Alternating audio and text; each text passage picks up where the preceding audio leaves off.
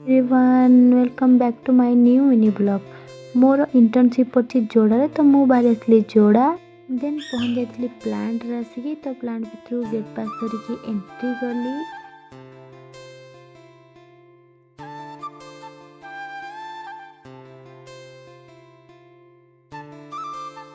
एठी प्लांट रे गोटे राउंड चक्कर मारला पर मो फेस रे हालत देखंतु।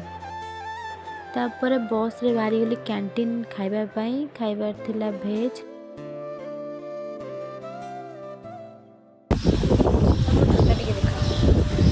पत्थर लदाई से निजे निज गोड़ को टेक भी पारनी